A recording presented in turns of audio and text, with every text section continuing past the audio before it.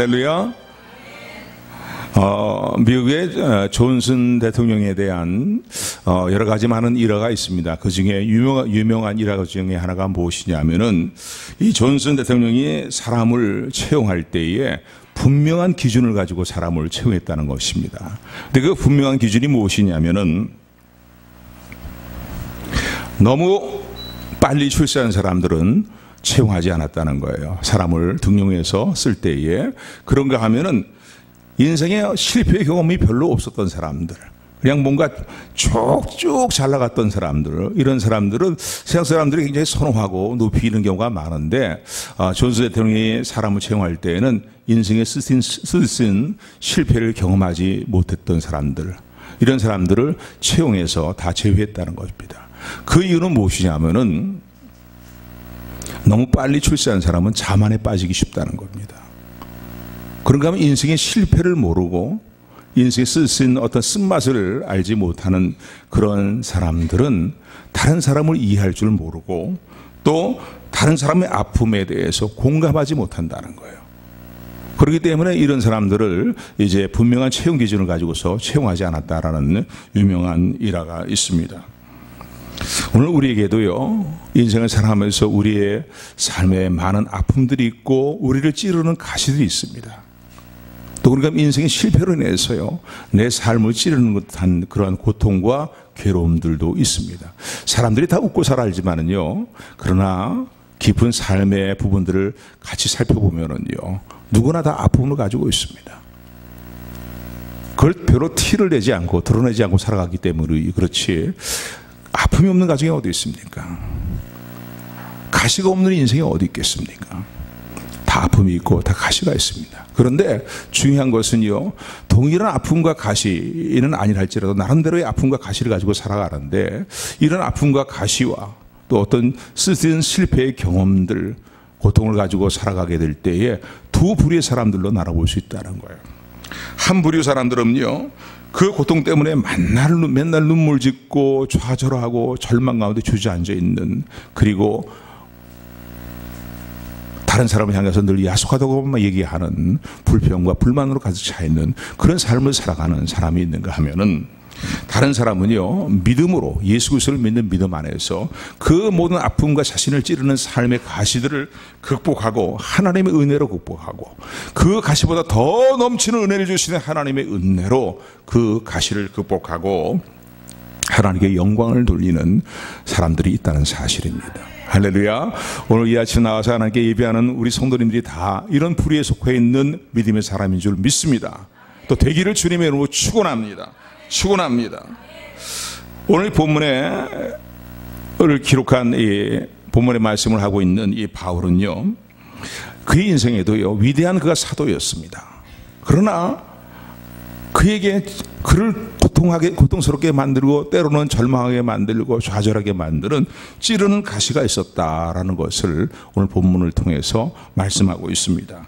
오늘 본문에 나타난 가시를 원문으로 보면은 스콜로푸스라는 단어인데, 이 단어의 의미는 무엇이냐면요, 말뚝이라는 의미를 가지고 있어요. 가시라는 것이 우리가 뭐 조그맣게 찌르는 뭐 이렇게 가시나무의 가시 정도 그 가시로 생각하는데, 이 말뚝 또 뾰족한 창이란 단어의 의미를 가지고 있습니다. 그러니까 그의 삶에, 그의 몸에 말이죠, 이런 그 말뚝 같은 날카로운 가시들이 말이죠, 팍 하고 박혀 있는 것 같은 그런 이제 가시를 안고 살아가는, 품고 살아가는 고통의 시간들이 있었고, 그런 고통의 시간들을 가지고 살아간다라고 그런 고백합니다.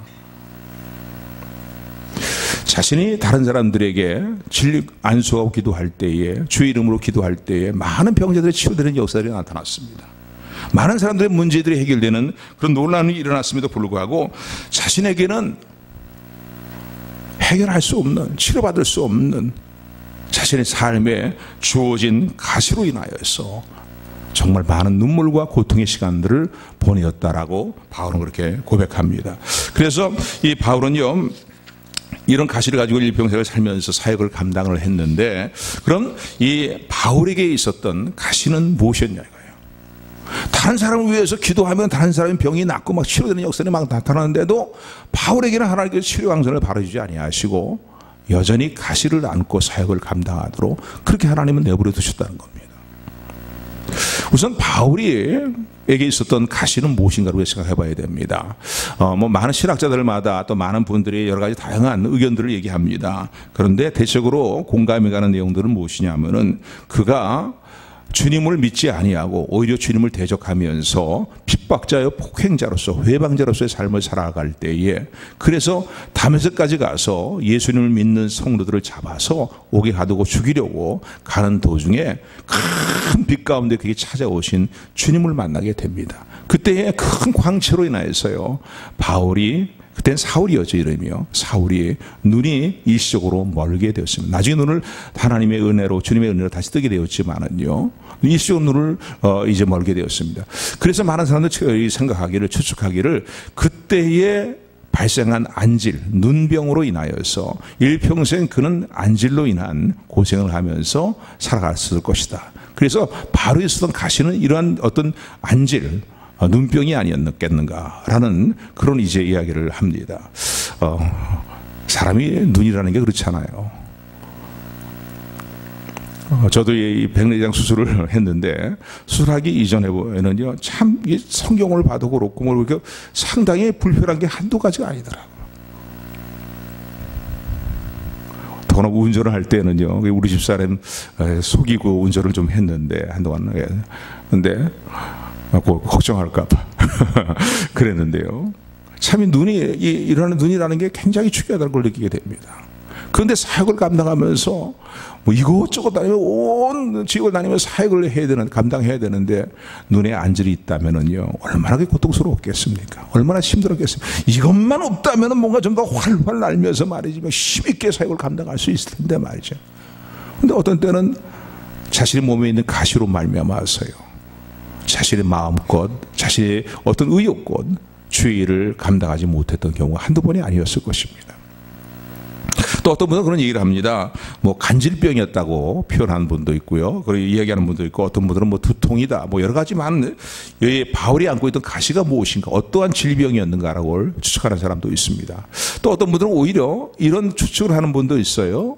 뭐 성경이 정확히 얘기하고 있지 않고 그냥 내 안에 있는 가시라고, 이렇게 이제 내 육체의 가시, 곧 사단의 사자다라고 이 7절의 말씀을 그렇게 표현하고 있는데, 그렇게밖에 더 이상 설명을 안 하고 있으니까요. 그러니까 어떤 분들은 이런 추측을 합니다.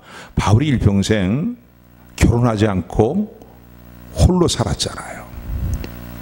그래서 그 홀로 사는 일들로 말미암아서, 결혼하지 않고 홀로 사는 일들로 말미암아서, 그도 우리가 똑같은 육신의 몸을 갖고 있는 그런 성적을 갖고 있는 사람이기 때문에 그의 어떤 육신의 정욕과 안목의 정욕을 계속 자극해오고 유혹해오는 많은 유혹들이 있었을 것이다.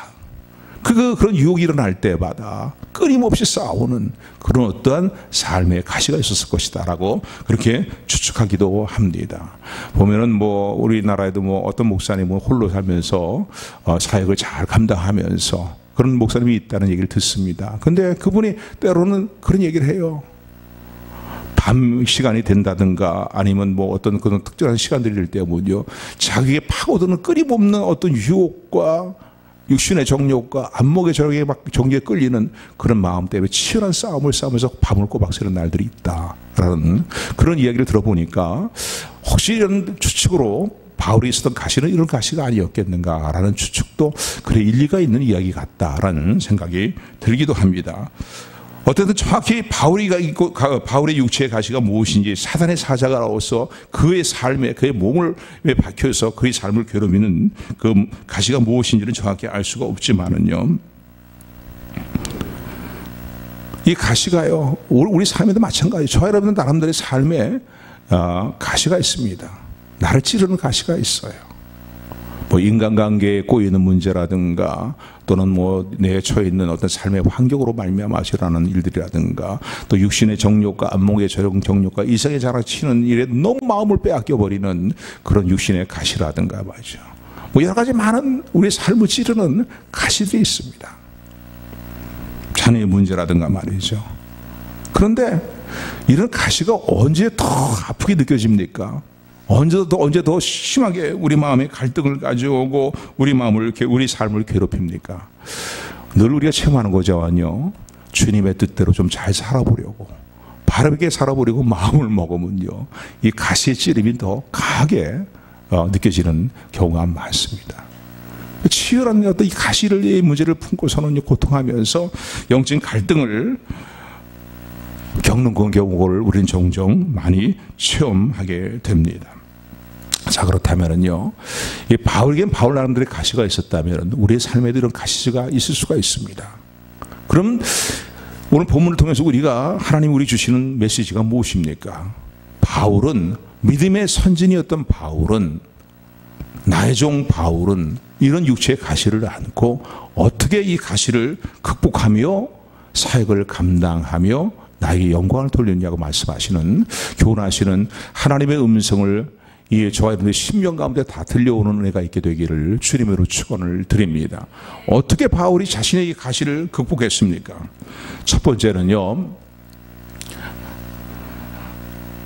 자기에게 주어진 가시는, 자기에게 있는 가시는 믿음 안에서 하나님께서 선하신 섭리로 허락하신 것이다 라는 그러한 하나님의 선하신 섭리로 이해함으로 말미암아 자신에게 주어진 가시를 극복했다는 거예요. 하나님이 야속합니다. 다른 사람들은 이런 고통을 겪지 않는데 왜 나만 이런 고통을 겪습니까? 나만 왜 이런 아픔을 겪습니까? 나만 이런 힘든 상황 당하면서 나보고 어떡하라고요? 애들 표현으로 보면 그런 표현하죠. 헐, 어떻게 하라고? 정말 그럴 때가 있잖아요. 예. 다른 사람은 이런 고통을 전혀 안 겪는 것 같은데 나만 겪는 것 같아요.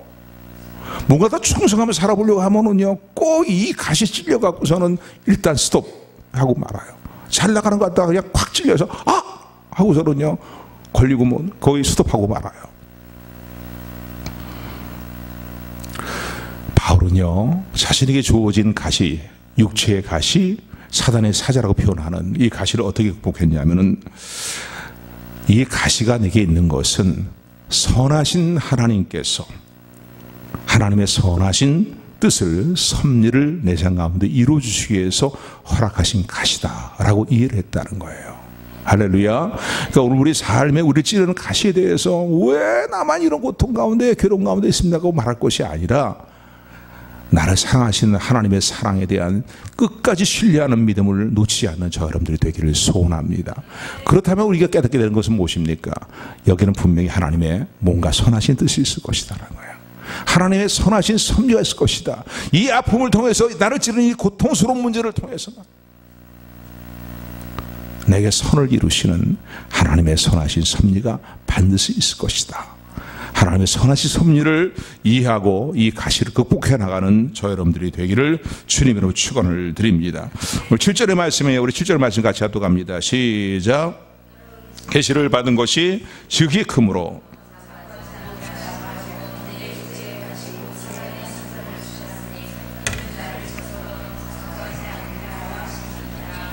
아멘. 여기 보니까요, 바울에게 가시를 주신 하나님의 선하신 섭리를 바울은 이렇게 깨닫고 이해를 합니다.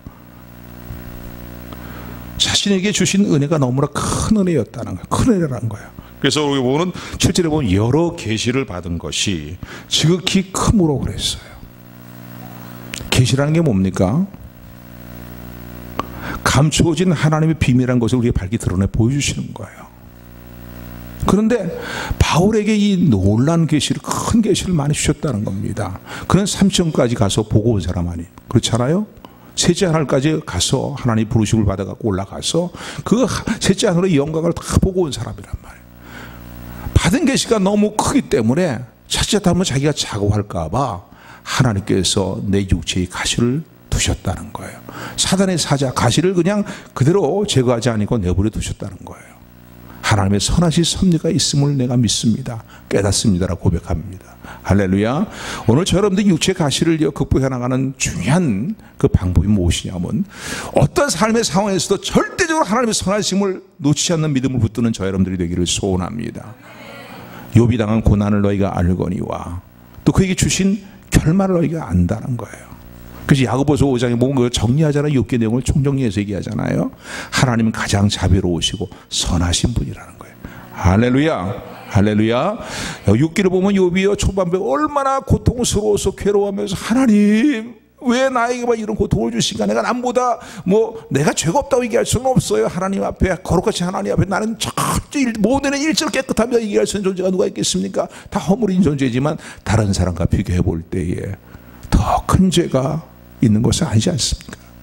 나의 친구들이 나를 정죄하는 그러한 다른 사람보다 더 큰 죄가 있기 때문에 남다른 고통을 내게 주시는 것입니까? 그렇지 않다는 걸 하나님이 아시지 않습니까? 하면서요. 막 몸부림치잖아요. 하나님 좀 만나 뵀으면 좋겠습니다 말이에요. 근데 나중에 하나님 찾아와 주시고 하나님 만난 이후에 그가 깨달은 건 뭐예요? 하나님, 내가 너무나 어리석었습니다. 알지 못하는 것을 함부로 내 입으로 내뱉으면서 하나님에 대해서도 원망하는 듯한 말을 했습니다. 나의 무지함을 용서해달라고 입을 틀어막잖아요. 그리고 그게 하나님께 주신 결말은 뭡니까? 영적으로 더욱더 복되게 하시고 또 성숙하게 하실 뿐만 아니라 잃어버린 어떤 것에 갑절을 부어주시는 하나님의 은혜가 임했음을 우리 너무나 잘 알고 있습니다. 할렐루야. 그러므로 우리에게 주어진 육체의 어떤 이 가시 문제, 이 고통스러운 문제, 남다른 고통스러운 문제에 대해서 원망과 야속함에만 그냥 가작 붙잡혀 있는 우리의 모습이 되지 마시고요. 여기는 분명히 하나님의 선하신 섭리가 있을 것이다. 하나님 분명히 선하신 분이기 때문에 합력의 선을 이루실 것이다. 이 믿음을 굳게 붙드는 저 여러분들이 되기를 주님을 축원을 드립니다. 바울에게는 교만하지 않도록 하시기 위해서 육체의 가시를 두셨다고 바울이 이렇게 얘기합니다. 그것을 깨닫습니다. 왜냐하면 사실 바울은 아까 7절의 말씀처럼요, 하나님께 받은 계시가 너무나 큰 계시일 뿐만 아니라 그의 어떤 삶의 환경을 볼 때에도, 그의 신분과 지위를 볼 때에도 상당히 교만할 수 있는 여지가 충분히 있는 사람이었습니다. 유대인 남자들이요, 그 당시 유대인 남자들이 부러워하던 신분 몇 가지가 있었는데 그 중에 하나가 무엇이었냐면요, 좋은 유대인 가문에서 태어나는 것이었어요. 다 남자들이 부러워하는 일들이었어요. 또 그런가 하면 그 당시에 최고의 석학이라고 얘기할 수 있는, 율법학자라고 얘기할 수 있는 가마리엘 문화생으로 들어가서 그에게 이제 그 율법에 대한 모든 것들을 사사받고 율법을 공부하는 것, 이것이 그 당시 남자애들의 로망이었다고 볼 수 있어요. 또 그런가 하면요, 그 당시에 로마가 세계를 지배하고 있었으니까요, 로마의 시민권을 갖게 되는 것, 남자들이 다 누구나 부러워하는 신분이고 지위였습니다. 또 헬라의 모든 학문과 철학을 다 공부한 것, 이것도 많은 사람들이 부러워하는 하나의 모습이었는데 바울은 이것까지도 다 갖춘 사람이었습니다. 그러니까 출신 배경으로 보나 그의 어떤 그 율법에 대한 어떤 깊은 정통성을 배워나가는 공부하는 그 모습을 보나 말이죠. 또 그 당시에 세상적으로 볼 때 로마의 시민권을 갖고 있는 사람이고 말이에요. 헬라 철학에도 능통한 사람이다 말이에요. 자랑할 거리가 얼마나 많아요. 그런데 여기에 또 더 자랑할 거리가 있죠. 예수님을 영접하고 난 이후에 가는 곳마다 복음을 증거할 때에 그 복음을 증거하시기 위해서 많은 기사와 이적이 바울을 통해 나타난 거예요. 할렐루야, 할렐루야. 바울의 앞치마만 가져다가 병든 사람이 얹어도 말이죠, 병든 사람 병이 나을 정도로 말이죠. 그 치유 역사가 바울을 통해 일어났으니 더구나 30년까지, 셋째 하늘까지 하나님의 은혜로 보고 온 그런 은혜를 받았으니 말이죠, 교만할 여지가 너무나 많습니다. 할렐루야. 그래서 하나님께서 육체에 가시를 줬다고 바울은 깨달음을 갖습니다. 할렐루야. 그러니까 여러분, 오늘 우리 삶에도요, 뭔가 좀 남다른 아픔이 있고 문제가 있고 나를 찌르는 가시 같은 어떤 삶의 문제가 있을 때에 그냥 무조건 하나님께 감사합니다라고 먼저 얘기하십시오. 할렐루야. 왜냐하면 그분은 가장 선하신 분이시고 우리 관계되는 모든 것들을 합력해서 선을 이루시는 분이고, 우리가 감당치 못할 시험 당함을 허락지 아니하시고 감당치 못할 때는 피할 길도 열어주시고 능히 감당할 수 있는 은혜로 우리 가운데 임하시는 하나님, 우리 좋으신 아버지가 되심을 믿으시기를 주님의 이름으로 축원합니다. 축원합니다. 근데 어떤 분은 이 말씀을 듣다가 그런 얘기를 할 거야. 아이, 그런 바울을처럼 신분이 좋고 뭐가 뛰어난 배경이 있고 남다른 어떤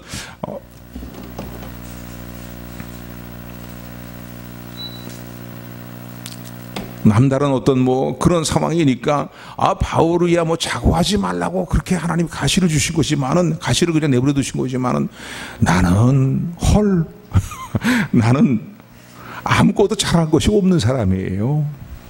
내 출신 배경을 봐도 그렇고 뭐 내 가방끈 길이를 봐도 그렇고 말이에요. 뭐 잘할 게 내가 뭐가 있습니까? 그런데 내 삶에 있는 가시는 어떻게 이해해야 되겠습니까? 여러분 어떻게 이해하면 좋을까요?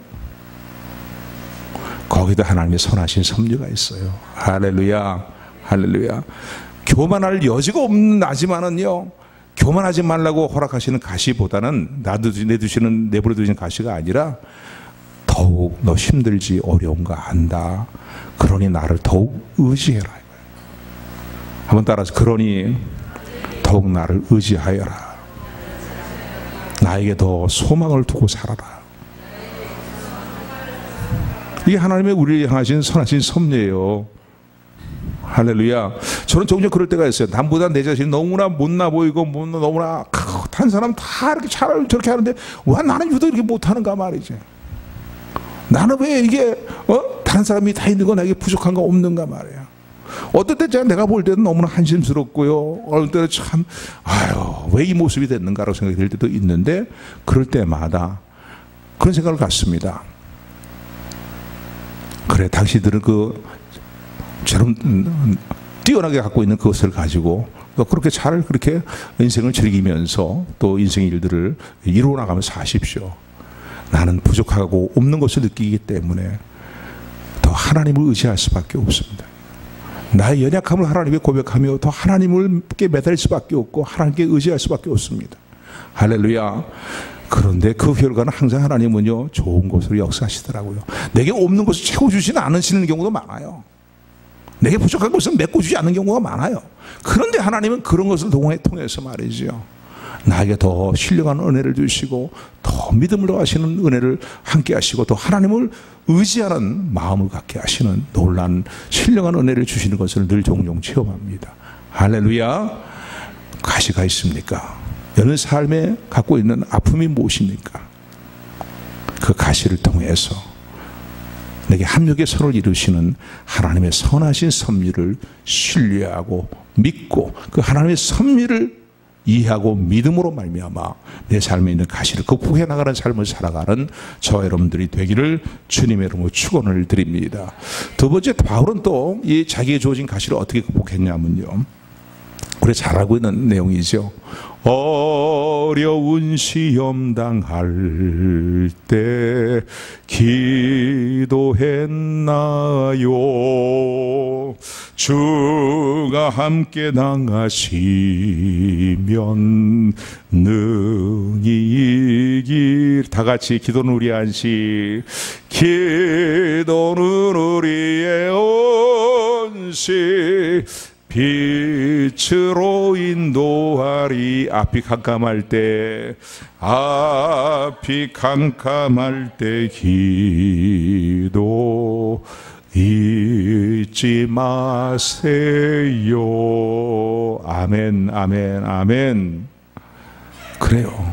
하나님의 백성들에게 있어서요, 인생에 나를 찌르는 가시, 내 힘으로 어떻게 감당할 수 없는 인생의 가시들, 아픔들, 절망스러운 문제들, 곤고한 문제들이 있을 때에 그건 우리가 누구나 다 알고 있는 기본적인 신앙의 아주 기본적인 진리 아닙니까? 기도하자는 거예요. 기도해야 된다는 거예요. 바로 자신의 일을 찌르는, 자신을 괴롭히는 말이에요. 자신의 사역을 그렇게 괴롭히고 고통을 주면서 절망 가운데 때로는 몰아넣는 그 육체의 가시, 사단의 사자의 문제를 가지고 하나님 앞에 기도했다는 거예요. 어떻게 기도했어요? 오늘 8절에 보니까 하나님 앞에 3번 간절히 기도했다는 것입니다.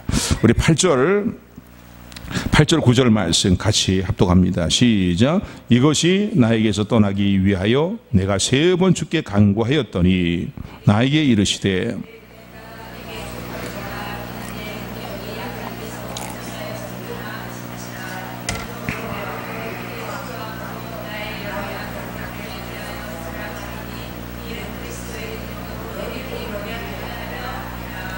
하나님 앞에 이 문제를 내놓고요, 3번 간절하게 기도했다는 거예요. 말이 3번이지 그 한 번 기도할 때 얼마나 간절함이 담겨 있었겠습니까? 그렇잖아요. 얼마나 간절함으로 말이죠, 마음을 쏟으면서 마치 말이에요, 자식을 생산하지 못해 갖고서 자신의 남편의 다른 부인으로부터 분되는 일들을 매번 당하는 한나와 같이 말이죠. 그래서 하나님 성전에 들어가서 눈물을 쏟으면서 마음을 쏟으면서 심정을 통하는 기도를 드리면서 하나님 앞에 마치 엘리사상에서 멀리 볼 때는 말이죠. 술 취한 여인처럼 보일 정도로 아마 모르긴 몰라도 이 바울도 하나님 앞에 그런 심정으로 하나님께 마음을 쏟으면서 기도했을 것입니다. 하나님 이것만 좀 제거해 주시면 내가 좀 홀로 날 것 같습니다 말이에요. 이것만 제거하시면 내가 더 주님의 일을 잘 감당할 수 있을 것 같습니다 말이에요.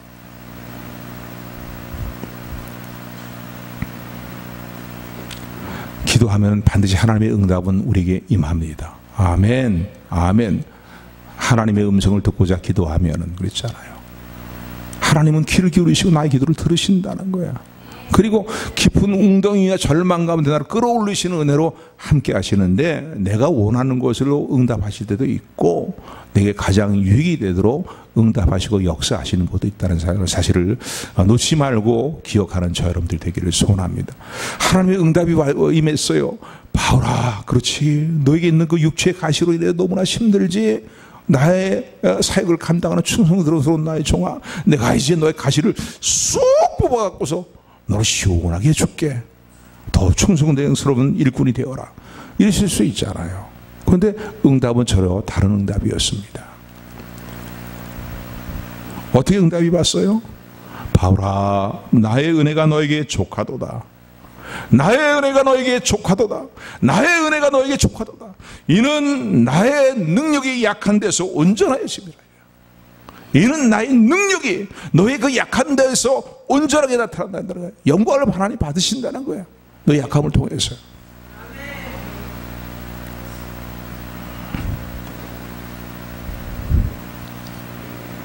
여러분,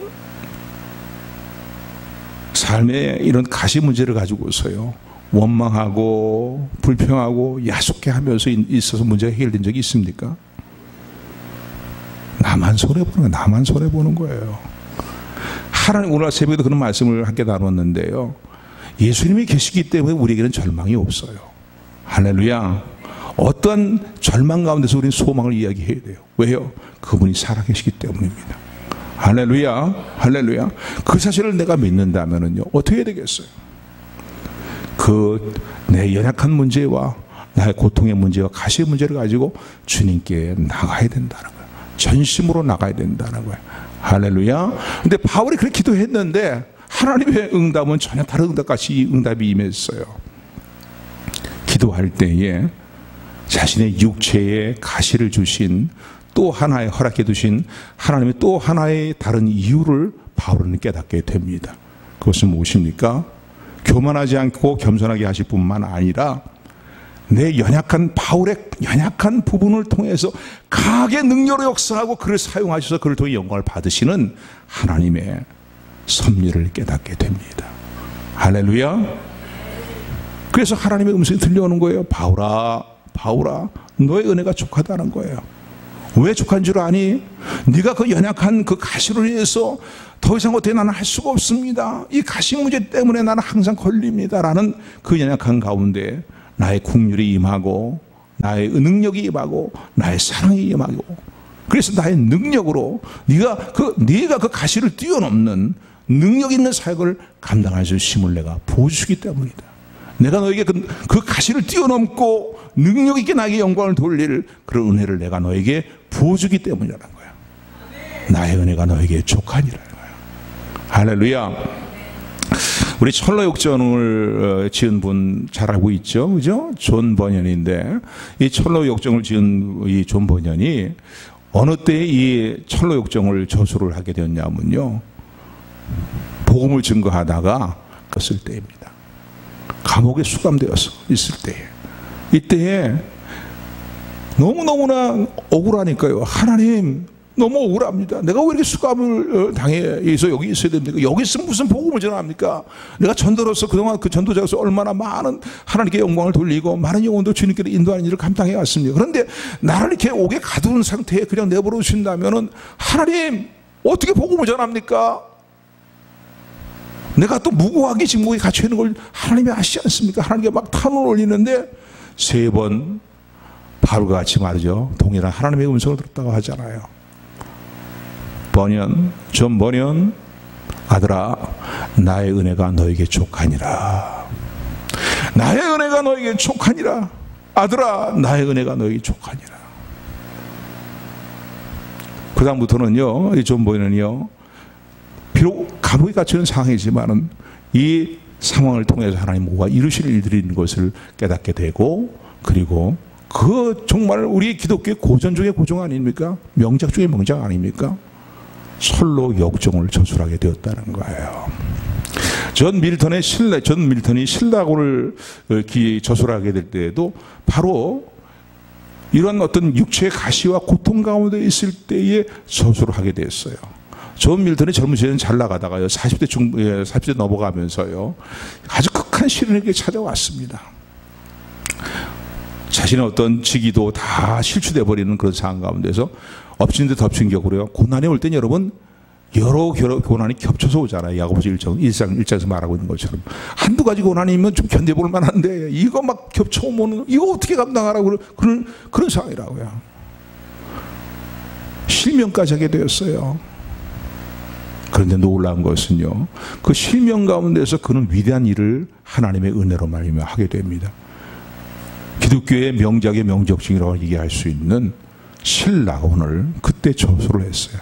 눈이 실명이 됐으니까 글을 쓸 수 없으니까요, 그 딸에게 구전으로 이야기를 들려주고 그 딸은 받아 적음으로 말미암아 기록된 책이 바로 신라곤입니다. 할렐루야. 그러니까 어떠한 상황에서도요, 우리를 사랑하시는 하나님으로 말미암아 우리가 넉넉히 이길 뿐만 아니라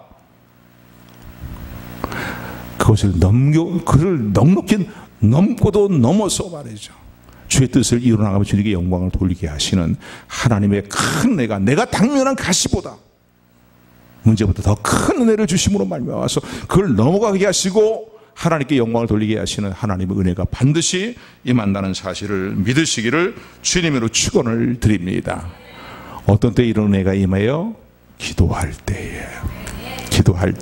그 복음성가에 그냥 어려운 시험 당할 이렇게만 부르지 마시고요, 거기에 저와 여러분들의 진정한 결단과 신앙의 고백이 담겨 있는 그런 찬양이 되기를 소원합니다.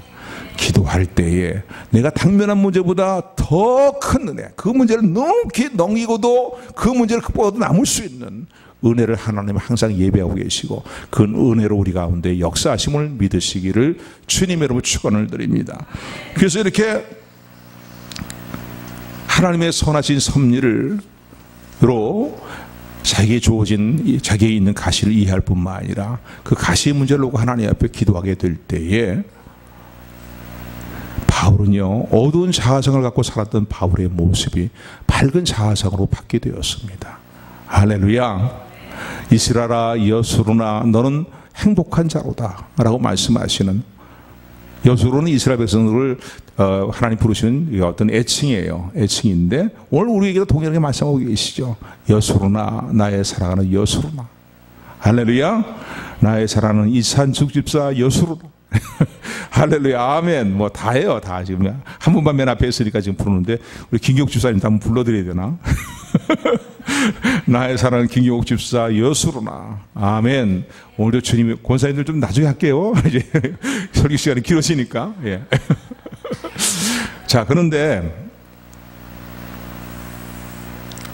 하나님은요, 우리를 사랑하시기 때문에 우리가 어두운 자아상을 가지고 살기를 원치 않으십니다. 할렐루야. 너희를 향한 나의 생각을 내가 안 하니 재앙이 아니고 평강이라고 말씀하십니다.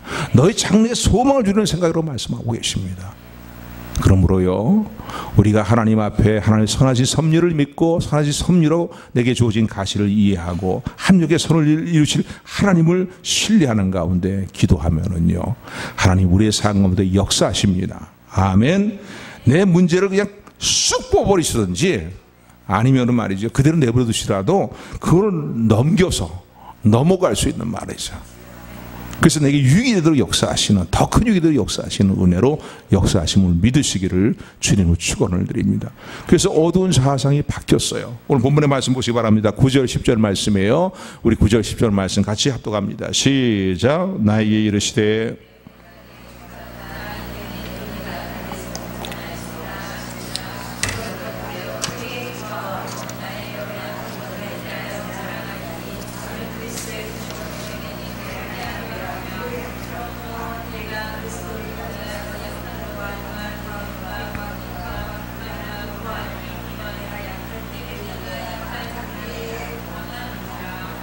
아멘. 한번 따라하세요. 내가 연약할 때에, 내가 약할 그때에 곧 강함이니라. 자신에 대한 자화상이 바뀌었어요. 왜 나는 이런가, 남들은 안 그러냐, 왜 나만 이렇고 이런 고통 이거냐. 그게 아니라 뭐예요? 하나님, 이제 알았습니다. 내가 연약해서 하나님을 의지할 수밖에 없고, 그래서 하나님께 매달리는 것이 그게 내게 주어진 놀라운 은혜이고 복이라는 사실을 알았습니다. 왜? 내 연약함을 통해서 하나님의 강한 능력이 나타나고 하나님의 온전한 능력이 나타나고 하나님의 영광을 받으시기 때문입니다. 강한 사람이 뭐 강한 일들이 일어나거나 이럴 때는 별로 그게 뭐 원래 당연하지 뭐 사람들이 그렇게 봅니다. 그런데 저 사람 봐, 저 부지런히 같이 말이지 저렇게 비틀비틀거리는 저 사람이 저런 일들을 이루었어? 라고 할 때 사람이 눈길을 돌리잖아요. 어떻게 그런 일들을 이루는 거야? 예수님 믿는데. 저 사람 맨날 하나님 앞에 전무여 의지없소서, 주 나를 박대하시면 나오여야 하니까 그렇게 기도하는 거 내가 봤어.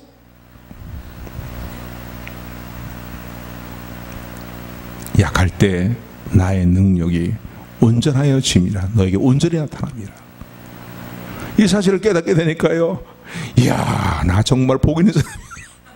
세상 사람들 기준으로 볼 때는 복이 없지만은요, 하나님 오지 나 못 살아요. 하나님 도와주지 않으면 난 어떻게 할 수 없는 사람이에요. 그게 복이에요, 여러분요. 심령이 가라앉는 자는 복이 있나니. 할렐루야, 할렐루야. 애통하는 자는 복이 있나니. 그것 때문에 주님께 매달리는 그게 복인 거예요, 여러분요. 그냥 세상적으로 잘 나가고 내 대로 잘 나가고서 아이 주님 필요 없어요, 주님 좀 나중에 봬요, 이게 무슨 복 있는 삶이에요? 아니란 말입니다. 어두운 자아상이 밝은 자아상으로 받게 되었어요. 내가 약할 때 곧 강함이라, 주님이 나와 함께 하시기 때문이라. 할렐루야.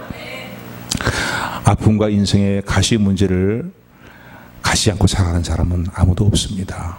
조금에 말씀드린 것처럼 다 인생의 가시를 갖고 있고요, 나름대로의 말하지 못하는 가시들을 갖고 살아갑니다.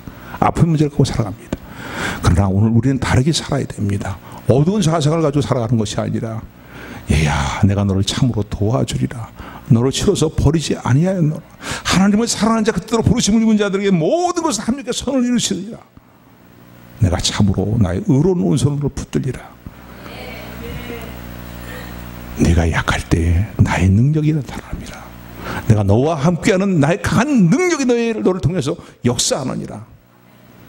밝은 자아상을 가지고 살아가는, 더 주님을 신뢰하는 믿음으로 살아가는 우리 모두가 되기를 주님의 이름으로 축원합니다. 은혜의 하나님, 사랑의 하나님을